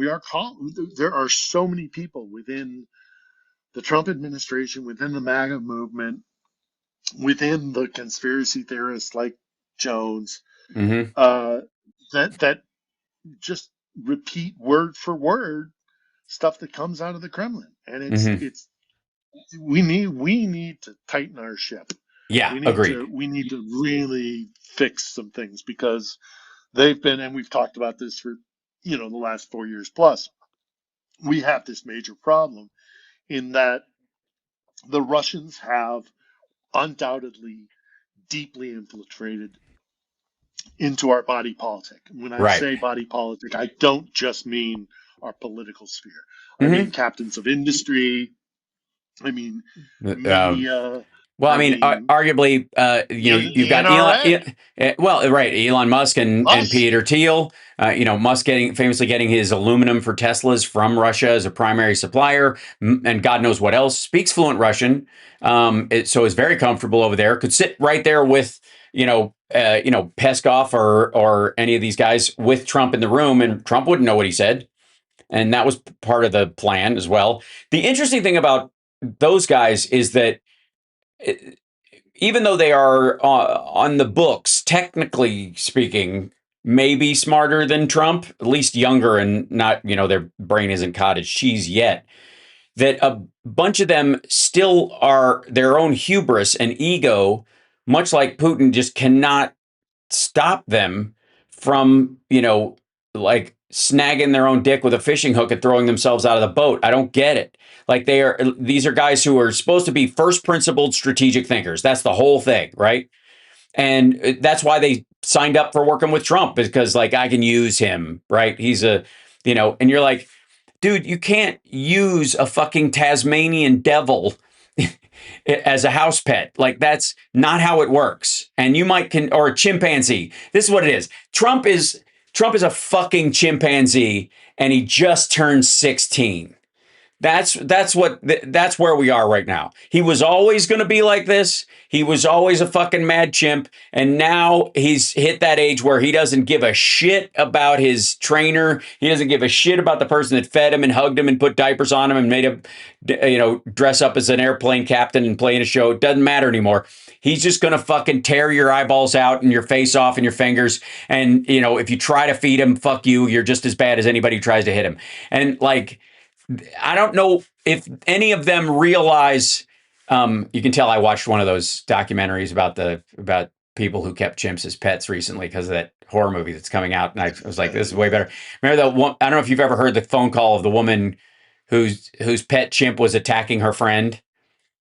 Yeah, and ripped off her. Ripped off her fingers, her whole face, her eye. Yeah. They take your eyes, whatever, and then they cut to her friend, and you're like. Ugh. But that's who. Guess what, maggots? That's who you are. You're somebody who thought it would be a great idea to keep a chimp as a pet, and he just turned 16. That's what MAGA is right now. I never thought the leopard would eat my face. That's right. Yeah, I was so nice to him. He used to sleep in the bed with me. Right. Um, I know you're a big techie. Yes. How much time have you spent in Palo Alto? A decent amount. I mean, anytime I would do shows in San Francisco, I would, I had a friend who used to work at Apple in design, Right. and I'm such an Apple head that I would go by there. Interestingly enough, though, over the last few years, the big guys are all there, but the other folks just have a mailing address. Right, and a lot of bucked out to their kind of remote mansions and the access to their fallout shelters and all the rest of it. But the only reason I mention it is as somebody from the Bay Area, and one of my best friends growing up, not growing up, but when I was going to school, was from Palo Alto. So we would go down there and hang out and just kind of like soak up the atmosphere and stuff. There's a whole bunch of stuff, aspects as to why those guys are the way they are, and one of them is they're nerds. They're nerds. Right. They're socially awkward. Excuse me. Reclaiming the name nerd. The name, sir. Your Honor. Objection. Okay. Dweebs. They're dweebs. Dweebs. Because I'll tell you something, Better Elon word. Musk is not smart about the technology at all. A nerd is. A nerd will chew your fucking ear off about code. Will start breaking the Okay, stuff down granted. and how it works. A dweeb will just pretend to know it to try and suck up with the cool kids, and like you know, the dweeb is the one going, "Hey guys, wait up!" Like that's who all these guys are, and they're all even if they don't fit the bill. That it's like they all believe they are like they see dweeb in the mirror, no matter how much money they get, no matter how successful they are perceived as being, no matter how many nose and chin implants they have or whatever, they still look in the mirror and see dweeb, and they have to take it out on the rest of the world. So when you have this gorgeous supermodel from St. Petersburg, Right. Yeah. need I say more? They're the easiest to. Well, I had a friend. I mean, I still have the friend. He's still around. But he was on a red team. He was a hacker, like who was like hired to, they hire you to try to break into things. They hire you to fix things. They kind of, he did Show government. fault in the system. Yeah, and he got hired for some government projects, and then all of a sudden, I mean, he's a decent looking guy, but all of a sudden, fucking runway model. Like, where did she come from? And where did you guys meet? Right? Like, how the fuck? And she's, like right out of a Melania dispenser. Just here's your supermodel, right? Yep. Yeah. It's like she came out of a fembot machine, and So that's why I say when I say they've infiltrated our body politic. and I mean, like the they're marriage smart lasted enough to as long. know. The marriage lasted as long as his clearance. Exactly. I mean, it's Mm-hmm. they know exactly what they're doing. Right. They're infiltrating into critical space where, for whatever, and it's not always just dweebs who Mm-hmm. they have a Siberian beauty wink their eye at her. There's also we know you're gay. Right. Do you want everybody else to know you're gay? Or we know you're embezzling. We know you're Or like Scott cheating on Ritter. your We spouse. know we know you like Yeah. underage girls, and when you came over here last time, we filmed it. Yeah, exactly. And they're very, very good at this. Mm-hmm. This is one area where the Russians excel, is this kind of spycraft. Right. You talk to Malcolm Nance, Mm-hmm. and Malcolm tells the story of, he's a naval intelligence officer, right? So he is Yeah. the target. He's more than anybody else. Absolutely. These are the kind of guys they want to talk to. And he tells the story of, like, you would pull into these ports, and like 9 times out of 10, you'd walk into your hotel or whatever, or you'd walk into a bar, and there would be a Russian. There would just, and that's because it's cheap. Yeah. It's cheap. What do you need to do to, Svetlana grew up with an outhouse. You give her, a couple $100 and a mini skirt and a way out stipend to go, and a way out, and you put her in the capital or any major port in the world, and you're spending what, $100,000 a year on her at most. Yeah, and that's the high end. and getting millions in intel and also untold, positioning them like, maybe you'll get lucky, you'll get someone with a yacht or something, and then every time you have to fuck him, you'll realize one day I'll give you the codes and you can push him off. Like they're literally like, okay, but there are other ways that they do it that are, I think, more successful, which is borrowing genuine complaints, borrowing genuine, issues that we as Americans are very comfortable, giving our gripes to the rest of the world. Because we can, we do. And we will bitch about the government even if just because we're bored. Like it goes beyond, the like, this is genuinely terrible, we need to fix this, to like, ugh, it just sucks. The DMV, the blah blah blah, right? It's a knee jerk almost. And so they will take stuff that is a legitimate concern that requires constant gardening and real focus to solve, because it's a problem. It's not just an emergency or something that popped out of nowhere. And they will use it as leverage, like immigration is an obvious example. Not only they will use it by driving wedges amongst pro and anti-immigration groups in the United States by literally like forming groups for each on Facebook and having them show up on opposite street corners in an attempt to get some bloodshed. But they'll also pay for caravans. They'll pay for people to come all the way up from South America. One of the reasons why the caravans dropped off is because effectively Russia doesn't have the money right now. They're using it all to fight in Ukraine, and it's expensive work. Yeah.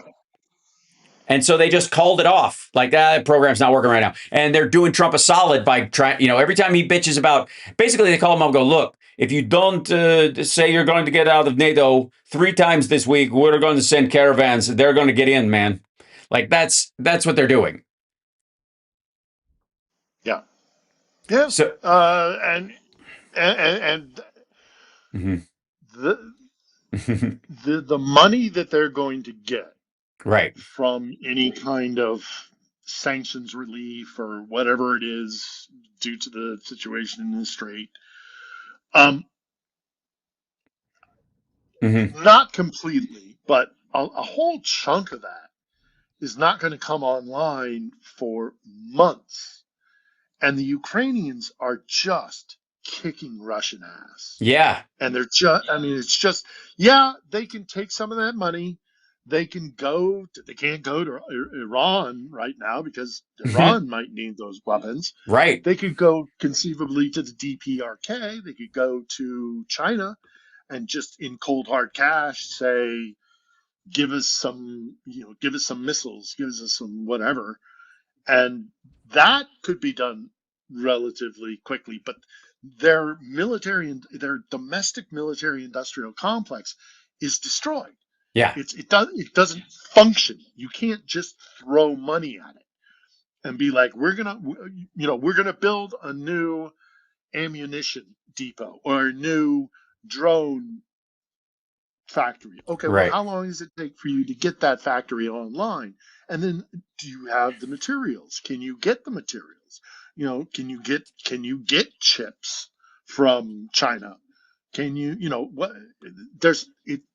The money is not as easy as right. all that. So yeah. I'm not freaking out about the money. I don't like it. I wish it wasn't happening.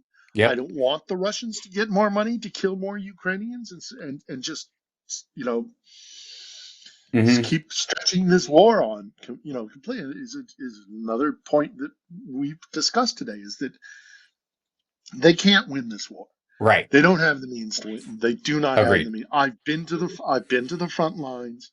I've seen the defenses. I've seen the cities. I've seen the layout. I've seen the geography. They will lose this. They will lose hundreds and hundreds of thousands of more men. The Russians will, if they really want to push, and they can't. And that gets them maybe past the fortress cities, the famous, we've talked about them in the past, the fortress cities. Getting into Kiev and overthrowing the government and having Russian tanks march, roll down the center of town. That will take them years and years and years, and it will take them. It will double the casualty and I'm very comfortable in saying that. I rarely say things like that, but I really believe that it would. And so, the only question is, how much longer are you guys going to keep doing this? Right. Before you come to the realization that no matter what you throw at the Ukrainians, you can't beat them. Yeah, and at a certain point, it feels like they know that, and they're just trying to run out the clock, and that maybe, Trump just says in his doddering old age, yells nuke 'em and says fuck it or something like that. Like there'll be some sort of swoop in solution to this, and there's just not going to be. Like it's just like, you're holding out for a hero, Putin, and it's not happening. You know, the Well, yeah, he's caught between a rock and a hard place. He can't continue the war because he it's went up to a devastating his rock. country. Wait, he went up to a rock. It went up to a hard place, carrying a giant rock, leaned against it, and then smashed himself in the fucking face with the rock. Yep. And then hit it with the Yep. rock. That's what he did. Like nobody trapped him. Trapped almost lets him off the hook for it. I'm just saying. I know I'm nitpicking, What but is he? What is he? What is he? What does he do with all the guys that are going to be returning home financially? put him None of back them are in going to have prison. work. There's no work to be had. Yeah, put him back in prison. Keep them on some sort of payment and say that they're peacekeepers in the Donbass. Oh Jesus! Right, How long are you going to keep doing that? right, That's not sustainable either. He can't stop, um, because if he does, then those guys go back to ruined countries.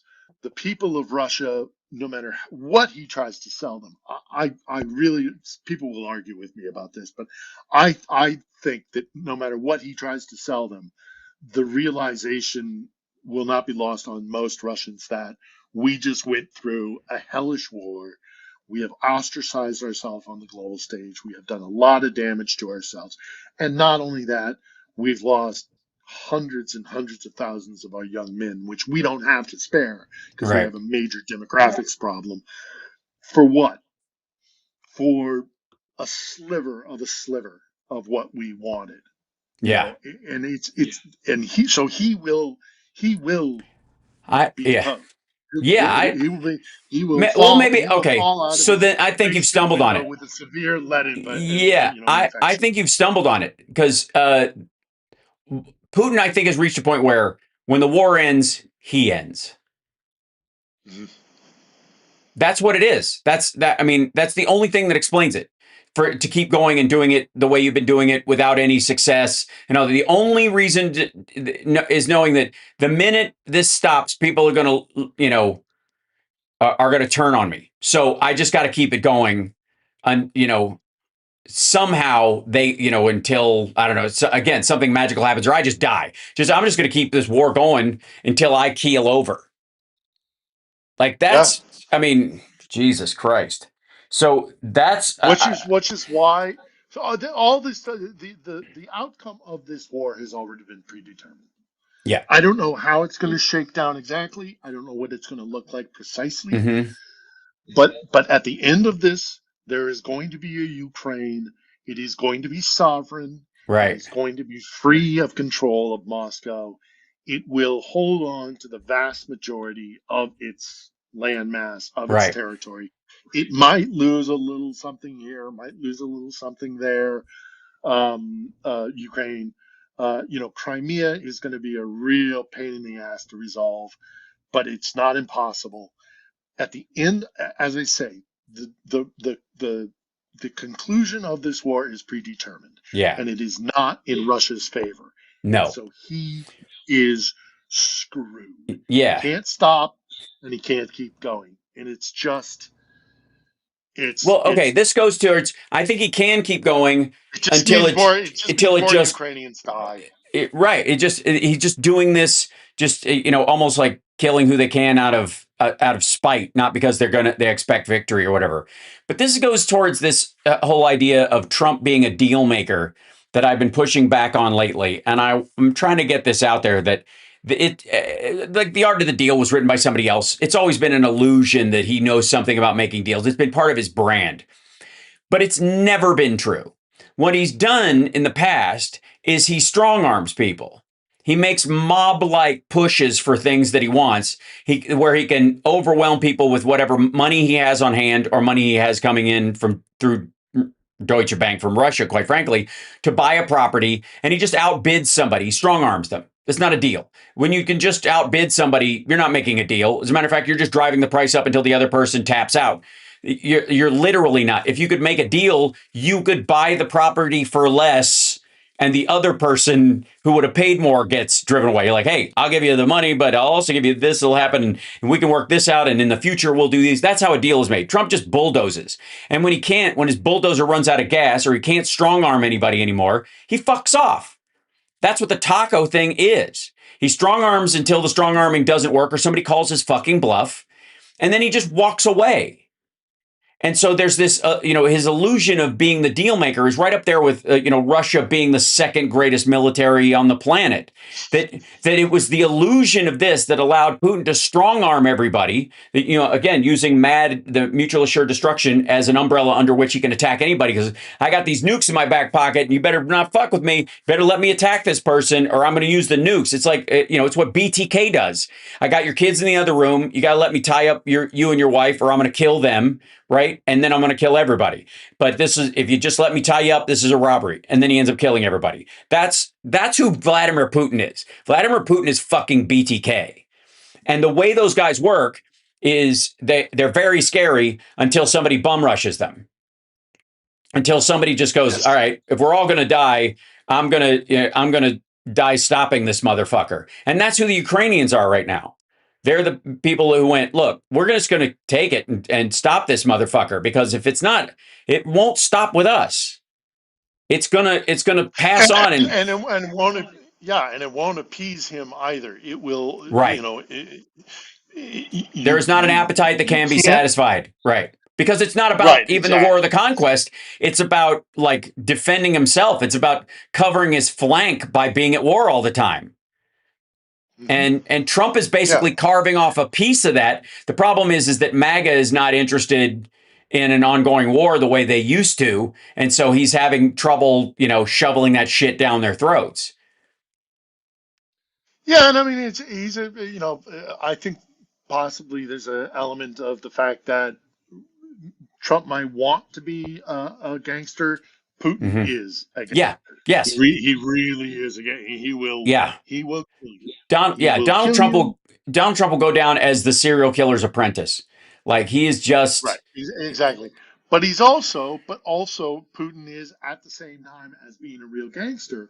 He is also a bit of a bully. And again, the old saying about a bully is, you punch him in the nose. You confront stand them, up to him, and they fall. Yeah, they drop. And they'll drop, and he will. I mean, if the West, this is kind of always what has frustrated me about this war, is that if the West actually did say to Moscow, "You're ending this war, and you're ending it now," I think he would have. I mean, if we had actually given like a whole bunch of Patriots, the F-16 immediately, done. There's a number of things that we could have done that, the Kremlin ran around with its hair on fire saying, if you do that, we'll nuke you. And then we do it. And they're like, well, if you do this next thing, then we're really going to nuke you. Right. And some people argue with me about this, and I'm sorry, I'm going to stick with it, is that they don't have the stomach for it. Putin doesn't have the stomach for it because he knows he will lose. This whole thing, the second that they couldn't get to Kiev and the second they couldn't take Odessa, this was over. And so now the only question left is, how many more Ukrainians have to die? And that's on us too, by the way. To help. That's on us. Us as Americans and the Europeans to bring to a halt. I completely agree. Absolutely. Thank you for being on. I'm so glad your studio is back up and running. I'm very excited for the new episode.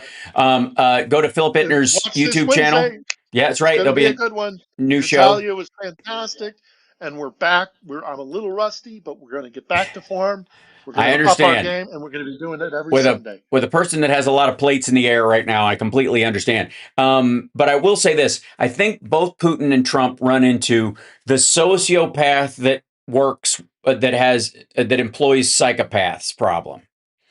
That a lot of times that's what you have in these leadership situations. That if a sociopath who wants people gotten rid of, but does not have the stomach to do it himself because he would have done it years ago and gone to jail for murder, who gets through the political system and ends up being a leader of some particular thing. That sociopath to get what he wants done, he has to hire psychopaths, people who don't mind the sight of blood, who will vivisect a child, like people who are terrible to do terrible things. That's what the Wagner Group guys are. That's what, Putin expects from his own people. That's why he sent rape groups into Bucha. Like, this is who he is. Trump is very much the same way. Like, he thinks he wants to shrug people off, but the activity that is required to shrug those people off is very violent and very grotesque. And he does not have the stomach for it or the ability to pull it off on his own. Can't shoot, can't fight, can't drive, can barely stand, shuffles around. His whole life has been kind of a wuss. So he's always had other people tough guys, real tough guys, carry that shit out for him. And the problem is the minute the psychopaths stop believing that they're getting value from you, they're emotional and psychological mercenaries. They'll go someplace else, or they might turn on you, or they might decide, this is my time. I'm tired of killing people for this guy. I might as well just kill this guy and kill the people I want to kill. And that's arguably what's happening in Iran right now. We knocked off the Ayatollah. The other Ayatollah is wounded. And the head of the IRGC is basically running the fucking country. And that guy was third in line. And he was the pit bull. He was the guy the other two guys went, okay, this dude is too dangerous, but he does good jobs out in the field. So we want something awful done, like the Amia bombing in Argentina. We'll send that guy. He'll fucking kill civilians and not blink an eye. Well, that guy's now in the leadership position over there. That's how this shit works. Now, those guys never make it very long. They turn on themselves much quicker. The sociopath is just, we notice them because it's a longer process. And that's where Trump and Putin are right now. They're aging, they're aging chimps looking very nervously at the young males bouncing around, going. And to take it back to the very beginning of our conversation, Orban is just the canary in the coal mine. Yep. The worm is turning. This fight against autocracy, we're gonna take it back. I really believe that. Call me a foolish, naive optimist, but screw it. I don't care. Right. I think Orban is just the beginning. I think it's just the beginning. Trump is rapidly becoming a lame duck. Right. Putin is screwed because of his adventurism here in this catastrophic war. The only sad thing about it is more Ukrainians are going to have to die before he comes to the realization of it. And I don't think it's going to stop there. I really think that the tide is turning. We shall see, obviously, but I think these guys have gone as far as they're going to go for a while. And they're not going to disappear. They'll never completely disappear. But they're also going to keep, if they had the ability to back off, they might, with some consistency, with any skill, with all the stuff, the stories that have been told about them, they would have done it a long time ago. But also they would be able to manipulate this situation to where at least they had a soft escape and a statue after them after they had split the country. But neither of them are. They don't have the impulse control or the EQ to read the room and the circumstance enough to get the fuck out of there. So I'm going to let you go. We're gonna raid Cliff Schecter's show right now. Really appreciate you being on, brother. I will see you Saturday. So excited the studio is back up, and congrats. It's really good news. All right, good stuff. Right. Yes. Good talking to you. Yeah, you too. All right, be safe. Look at that. He's the target, ladies and gentlemen. He's in there. Hold on. Here we go. Let's go back to chat room. Where are we? There we go. And thank you guys for being on. Really appreciate it. What is this thing? What's this thing they're calling the triumphal arch? Trump wants an Arc de Triomphe, the triumphant arch, like they have in France, because he's jealous, because coveting is what he does. He wants one of those in America. So they're going to build one at the entry to Arlington. That's what he thinks is happening. So gross. Beyond measure. We have so much to talk about this afternoon. I got to run off and do some work. So I will let you guys go. And everybody enjoy Cliff Schecter's show. Tell him we said hi from the raid. Give him the thumbs up. And let's build a team around here. Do you mind? Do you mind? All right. I'm going to play. Which one do I feel like? I feel like, yeah, this one's good for. This is Volcano, or some more Mr. Nice Guy. I'll see you guys this afternoon.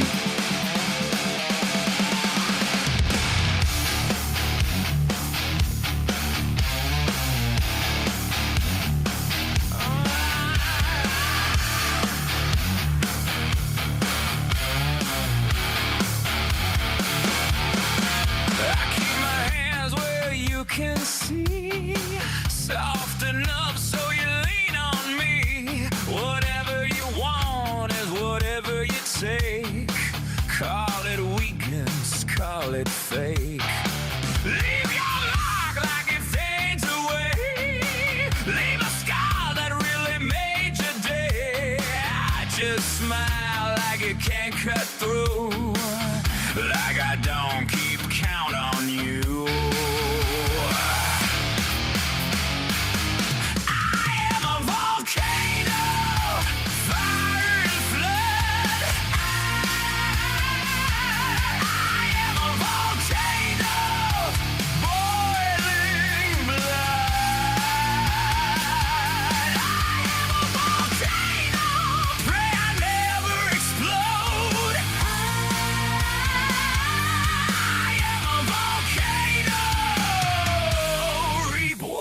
So